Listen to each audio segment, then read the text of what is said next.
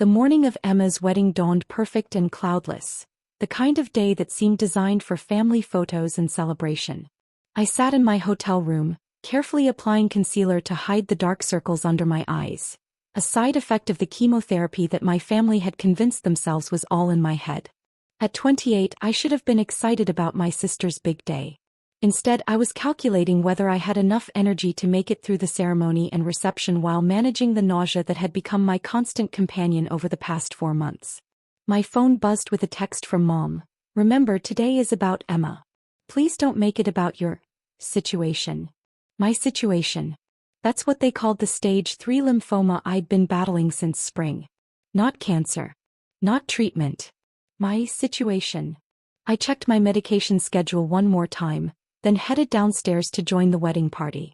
The hotel lobby buzzed with activity. Bridesmaids in matching robes, groomsmen adjusting boutonnieres, and relatives streaming in from various corners of the country. There she is. Aunt Carol spotted me first, her voice carrying that particular tone of forced cheerfulness that had become familiar. "How are you feeling, sweetie?" "Still dealing with all that medical stuff." Medical stuff. As if my oncologist appointments were equivalent to getting a splinter removed. "I'm managing," I said quietly. "That's good, dear. You know, my friend Janet went through something similar. Terrible anxiety about her health. But once she started therapy and got off WebMD, she felt so much better. Have you considered seeing someone about the psychological aspects?" Before I could respond, my sister Emma appeared in a whirlwind of white silk and nervous energy. "Mia, you made it. I was worried you might have another episode." The word they used to describe the day I'd collapsed during a family dinner and had to be rushed to the emergency room for emergency fluids and anti-nausea medication. "Wouldn't miss it," I said, forcing a smile. Emma hugged me carefully as if I might break. "Tired? Are you sure you're up for this? I mean, if you need to leave early, everyone will understand. Mom explained to the family about your anxiety issues." Anxiety issues. I felt that familiar stab of frustration, but today wasn't about me. Today was Emma's day, and I was determined not to let my family's denial ruin it for her. The morning preparations continued around me. I helped Emma into her dress, arranged flowers, and smiled for photos while fighting waves of fatigue. My mother fluttered around us, orchestrating every detail with military precision. "Mia, could you maybe put on a bit more makeup?" Mom whispered during a quiet moment. "You look a little pale." People were asking questions because I'd lost 20 pounds and my hair was noticeably thinner, despite the cold cap treatments I'd been enduring. But my family had convinced themselves that my dramatic weight loss was due to stress and poor eating habits. "I'll touch up my concealer," I promised. "Good. And remember, if you start feeling overwhelmed, just step outside for fresh air. Don't make a scene. Don't make a scene." Like the time I'd quietly excused myself from Emma's bridal shower to vomit in the bathroom, and returned to find everyone discussing my attention-seeking behavior. My cousin Jessica appeared with the flower girl, full of energy and wedding excitement. "Mia, how's the new diet going? You've lost so much weight. What's your secret?" "Just cutting back on some things," I deflected. "Well, whatever you're doing, it's working. Though you might want to slow down a bit, you're looking almost too thin." Emma was worried you might have an eating disorder or something. An eating disorder. Another theory to add to their collection. Anxiety, hypochondria, attention-seeking, and now eating disorders. Anything except the obvious explanation that I was undergoing aggressive chemotherapy treatment. "I'm fine," I assured her. "Of course you are. You're just always been the dramatic one in the family. Remember when you convinced everyone you needed glasses in 3rd grade?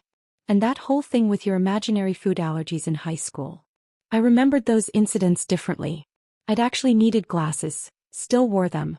And the food allergies had been real too, diagnosed properly years later.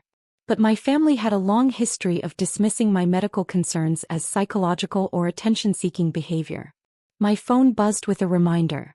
Chemotherapy appointment scheduled for Monday morning, followed by consultation with Dr. Rodriguez about treatment progress. The appointment I definitely couldn't miss, no matter how my family felt about my medical anxiety. The ceremony was starting soon, and I needed to get through the next 8 hours without collapsing. Emma deserved her perfect day, even if it meant pretending I wasn't fighting for my life. The ceremony was beautiful. Emma radiated joy as she walked down the aisle, and for a few precious minutes, I forgot about everything except how happy she looked. I managed to hold back the nausea during the vows, though I had to grip my bouquet tightly to stop my hands from shaking. Another lovely side effect of the treatment my family considered imaginary. During the cocktail hour, relatives approached me with their theories about my appearance. "You know what you need?" Uncle David cornered me near the bar. "A vacation. Maybe some vitamins." My wife went through a phase where she was convinced she had all sorts of health problems. Turned out to be vitamin D deficiency. "That's interesting," I managed. "Exactly. These days, everyone thinks every little ache and pain is some serious condition. Social media makes it worse. All these people self-diagnosing from internet articles. But the human body is remarkably resilient. Most of the time we just need rest and proper nutrition." My cousin Brad joined the conversation, drink in hand. "Uncle David's right. Mia's always been a worrier. Remember high school? Always at the nurse's office with some complaint or another. Those complaints had included the mono that kept me out of school for 3 weeks and the appendicitis that required emergency surgery. But Brad had been away at college for most of it. The important thing," Uncle David continued, "is not to let anxiety control your life. I'm sure whatever you're going through isn't as serious as you think it is." I excused myself and found a quiet corner where I could discreetly check my phone. A message from Dr. Rodriguez. "Hope the wedding is going well. Remember to stay hydrated and don't hesitate to call if you need anything. See you Monday for results." Results. My latest scans would determine whether the chemotherapy was working or if we needed to consider more aggressive treatment options. But my family thought I was getting blood work done for peace of mind. "There you are." Mom appeared, slightly flustered. "People are starting to ask questions about why you keep checking your phone and disappearing. It's distracting from Emma's day. I was just checking in with your doctor, I know. Mia, we've talked about this. You need to learn to disconnect from all this medical obsession. It's becoming unhealthy. People are starting to worry that you might have, psychological issues." Psychological issues. The latest addition to their diagnosis collection. "Emma's worried too," Mom continued. "She thinks you might need professional help. Maybe when all this wedding craziness is over, we should look into counseling for you. Someone who specializes in health anxiety."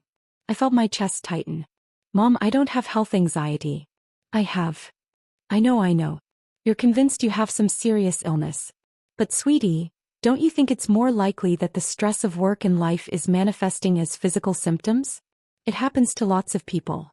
Before I could respond, Emma appeared in her wedding dress, glowing with happiness and champagne.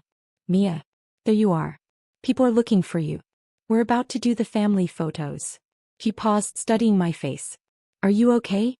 You look strained." "I'm fine," I said automatically. "Are you sure? Because if you're having another anxiety episode, maybe you should step outside. I don't want you to feel overwhelmed." Overwhelmed.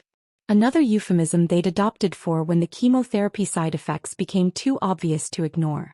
"I'm good for photos," I assured her. The photographer gathered us for family shots.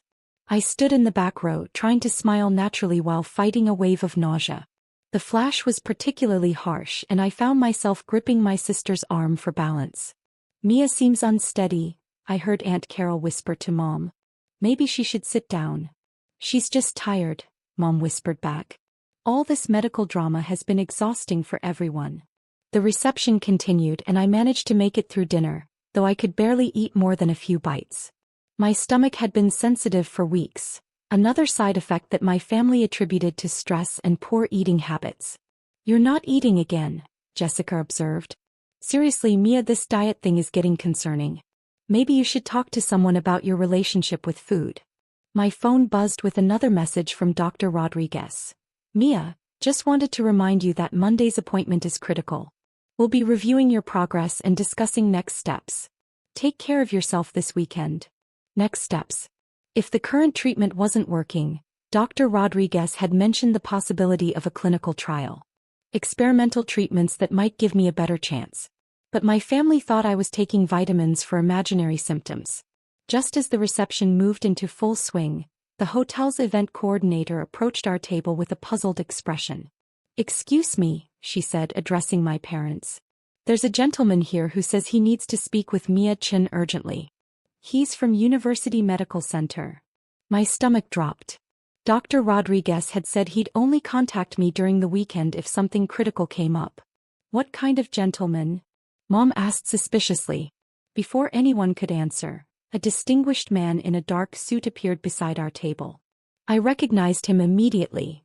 Dr. Harrison, the chief of oncology and Dr. Rodriguez's department head. "Miss Chen." His voice was grave. "I apologize for interrupting your family celebration, but I need to speak with you privately. It's regarding your test results." The conversation at our table stopped dead. Emma stared at Dr. Harrison with growing confusion. "Test results?" she asked. "What kind of test results?" Dr. Harrison looked at me, then at my family's bewildered faces. "I'm sorry, I assumed. Miss Chen, have you not discussed your treatment with your family?" "Pi, what now?" Uncle David leaned forward. I felt my face flush. "Dr. Harrison, this is my sister's wedding. Can't this wait until Monday?" "I'm afraid not. Your latest scans show significant progression. We need to begin the clinical trial immediately. Monday morning. The delay could be." He paused, glancing at my family. "Critical." The word hung in the air like a death sentence. Emma's voice was barely a whisper. "Mia, what is he talking about?" Dr. Harrison looked confused. "Miss Chen is one of our most remarkable patients. She's been battling stage 3 Hodgkin's lymphoma with incredible courage for the past 4 months. Her case has become a study in resilience, continuing her treatment schedule while maintaining her professional responsibilities. We've actually asked her to speak at our next medical conference about patient advocacy." The silence at our table was deafening. "Cancer." Mom's voice cracked. "You have cancer?" "Stage 3 lymphoma," Dr. Harrison confirmed, still looking puzzled by their shock. "Miss Chen has been receiving aggressive chemotherapy treatments twice weekly. Her case is particularly complex because of her age and the tumor's location, which is why we're moving to experimental treatments." Uncle David was staring at me as if seeing me for the first time. "The weight loss, the fatigue, are all consistent with her treatment protocol," Dr. Harrison finished. "Miss Chen, I really don't understand. Your family didn't know about your diagnosis." Emma stood up abruptly, her chair scraping against the floor. "Mia told us she was getting blood work done. For anxiety. We thought. You thought I was making it up," I said quietly. Dr. Harrison's expression shifted to concern. "Miss Chen has been managing this entirely alone? That explains so much about her stress levels. We've been recommending family support as part of her care plan." "We thought she was being dramatic," Aunt Carol whispered, her face pale. "Dramatic?" Dr. Harrison's voice sharpened. "Miss Chen has shown extraordinary strength. She's never missed a treatment, never complained, and has maintained a positive attitude despite facing a potentially life-threatening illness. If anything, she's been understating the severity of her condition." The wedding reception continued around us, but our table had become an island of shocked silence and dawning horror. The fallout was immediate and devastating. Emma's wedding photos captured the exact moment our family learned they'd been dismissing a cancer patient's struggle as attention-seeking behavior. The images showed Mom collapsing into tears, Uncle David staring in horror, and Emma clutching my hand as the reality sank in. Dr. Harrison's announcement spread through the reception like wildfire. Relatives who'd spent months making jokes about my medical anxiety suddenly understood they'd been mocking someone fighting for their life. The shame was visible on every face. The wedding ended early as family members broke down, realizing the depth of their cruelty. Emma's perfect day was overshadowed by their collective guilt and my desperate medical situation. The experimental treatment Dr. Harrison recommended worked. 6 months later I was in remission, but the family dynamics never recovered. Uncle David's medical advice business, he'd been giving health consultations to neighbors, collapsed when word spread about his catastrophic misdiagnosis of his own niece. Brad lost credibility at his pharmaceutical sales job when colleagues learned he'd dismissed obvious cancer symptoms as attention-seeking. Mom never forgave herself for prioritizing Emma's wedding over my health crisis. Their relationship remained strained, marked by overwhelming guilt and my newfound independence. Emma postponed her honeymoon to care for me during treatment. Our relationship forever changed by her realization of what I'd endured alone. I spoke at medical conferences about family denial of serious illness, helping other patients advocate for themselves. The irony wasn't lost on me. My family's dismissal had made me stronger than they'd ever imagined possible. They called me dramatic for having cancer. I turned their shame into education, helping countless other patients facing similar family denial.